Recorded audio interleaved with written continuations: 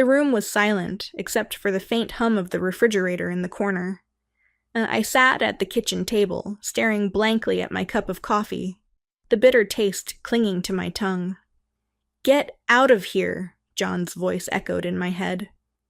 It had been 2 days since he said those words, and they still felt like a slap across my face.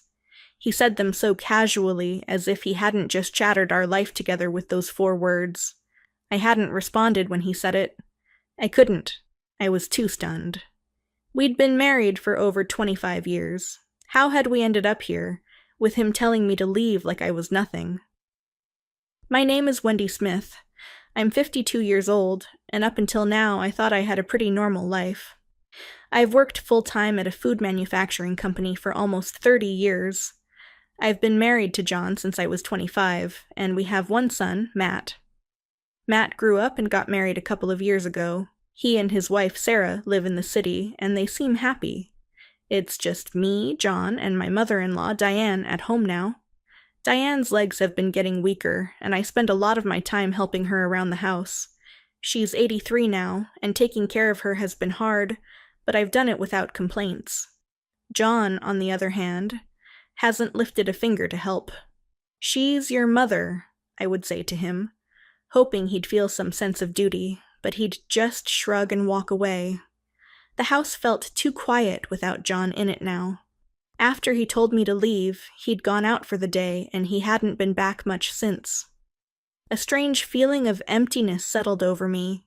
I couldn't understand how everything had gone so wrong. I looked around the house, remembering the days when it was filled with laughter. Matt running through the halls, John and I cooking dinner together, Diane sitting by the window, smiling as she watched the birds outside. That felt like a lifetime ago. John had changed. It wasn't something that happened overnight, but it was gradual. I noticed it a few years ago, around the time Diane's health started declining. John had started a freelance business, and although it seemed to be going well at first, his mood darkened over time. He was always tense, on edge, as if something heavy was weighing on him. He worked late hours, often in the back room, and when I'd ask him if he was okay, he'd snap at me, his patience wearing thin. I tried to brush it off, telling myself that he was just stressed from work. Freelancing wasn't easy, and he had been used to the security of a steady paycheck before he left his job at the advertising agency. I still worked from home, managing the company's online store, so at least we had some stability. But John didn't seem to appreciate that. Instead, he'd dismiss my job as a side gig, as if what I did wasn't real work. "It's not a side job," I'd tell him, frustrated. "I work full-time from home, so I can be here to take care of the house and your mother." But no matter how many times I explained it, he wouldn't listen. The tension between us built with each passing year, and conversations with John became increasingly difficult. Then there was Diane. I loved her. I really did. But taking care of her, while trying to manage work and the house, was overwhelming at times. When she first mentioned the possibility of moving to a nursing home, I didn't want to consider it. I felt responsible for her, and the idea of placing her in a home felt like a betrayal. But, as her condition worsened, I couldn't help but wonder if it would be best for her to get the full-time care she needed. When I brought it up to John, his response was brutal. "You want to abandon my mother?" His eyes blazed with anger as he shouted at me. I tried to explain how hard it was to balance everything, how I didn't want to abandon Diane but just couldn't do it all anymore. But John wouldn't hear it. He accused me of being heartless and selfish, and the argument ended with him storming out of the house. After that, our marriage began to crumble. John grew distant. He stopped coming home regularly, and when he did, we barely spoke. That's when I started noticing the little things.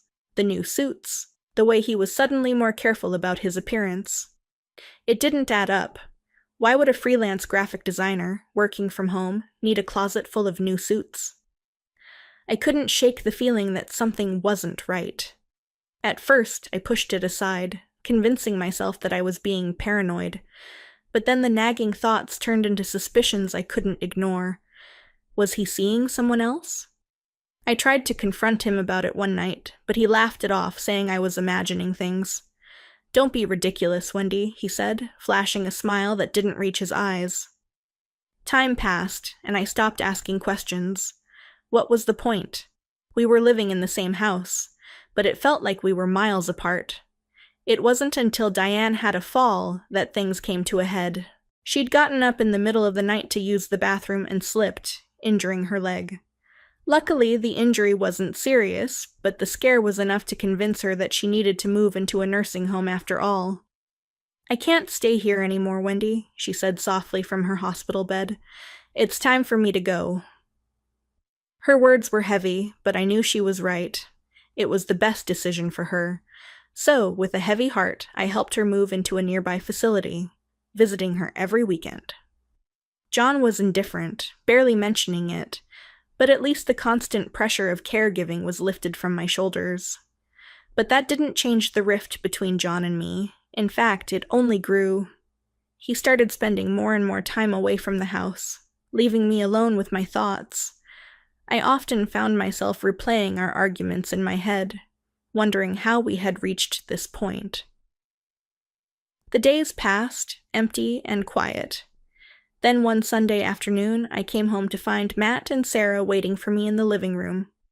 They looked tense, and for a moment I felt a flicker of worry. "What's going on?" I asked, my voice uneasy.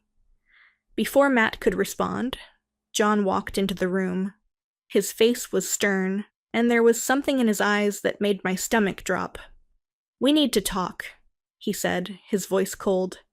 "I've decided we're getting a divorce." The air was sucked out of the room. I felt like I'd been punched in the gut.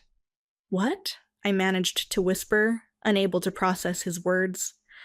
"I've called everyone here because it's time we all faced reality," John continued. "You haven't been fulfilling your duties as a wife, and it's time for you to leave." His words were sharp, cutting through me like a knife. Sarah stood beside him, nodding in agreement, while Matt stared at the floor, avoiding my gaze. "Leave?" I echoed, still in disbelief. "John, what are you talking about?" But before I could say anything more, Sarah chimed in. "You've been nothing but a burden, Wendy," she said harshly. "It's time for you to go." I was stunned. This was my family. How could they turn on me like this? My mind raced, trying to make sense of what was happening, but as I looked at John, I realized that this wasn't about me. This was about him. He wanted out, and he was using any excuse he could to make it happen. In that moment, something inside me snapped. I had spent years bending over backward for this family, trying to hold everything together, and this was the thanks I got? I wasn't going to beg or plead. If John wanted a divorce, fine. I wasn't going to fight for a marriage that had already died long ago. "All right," I said, my voice steady. "I'll leave."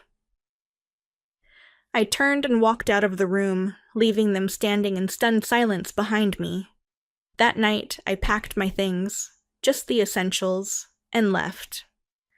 I didn't cry. I didn't feel anything. I was numb, too shocked to fully process what had just happened. I found a small apartment to stay in temporarily and began to rebuild my life, piece by piece. A few days later, John called me to finalize the divorce. "Let's settle this quickly," he said, sounding impatient. "I'll give you $10,000 and we can move on." I wasn't surprised. John was always the type to try and take the easy way out, but I wasn't going to let him off the hook that easily. "No," I replied. "If you want a divorce, we'll do it the right way. I'll get a lawyer and we'll settle this properly." John hesitated, his bravado faltering. "Fine," he said after a moment, "but don't try to take more than what's fair." I didn't respond. I didn't care about the money. I just wanted this nightmare to be over.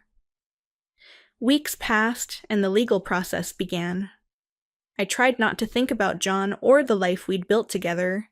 Instead, I focused on myself for the first time in years. I spent my days working, visiting Diane at the nursing home, and slowly rediscovering who I was outside of my marriage. But then, one day, I got a call from Matt. He sounded frantic. "Mom, the bank account is empty. What happened to the money?" I had expected this.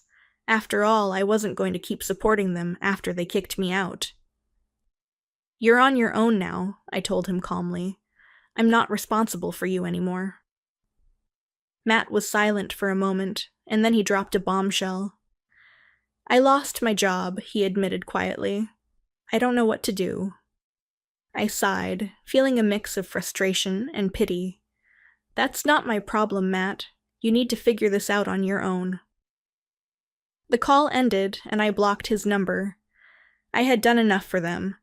It was time for me to move on. Over the next few months, things got worse for John and Matt. John's business had failed, and it turned out he had been using the company's money to fund his affair. With no income and mounting debts, they were forced to take on odd jobs just to survive. Matt struggled to keep any job, and eventually, they both ended up working on a fishing boat to pay off their debts. Meanwhile, Sarah left them, component placement returning to her parents' house, leaving them to fend for themselves. I heard bits and pieces of their downfall through mutual friends, but I didn't feel anything.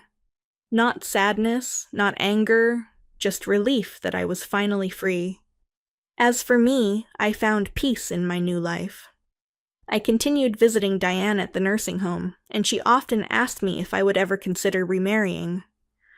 Maybe one day I'd tell her with a smile, though I wasn't in any rush. There was a man at the nursing home who had caught my eye, kind, gentle, and always with a warm smile. Diane had noticed him too, and she'd tease me about it whenever we talked. "You never know, Wendy," she'd say with a wink. For now, though, I was content. I had rebuilt my life from the ground up, and I was finally living for myself. The future was wide open, and for the first time in years, I was excited to see where it would take me.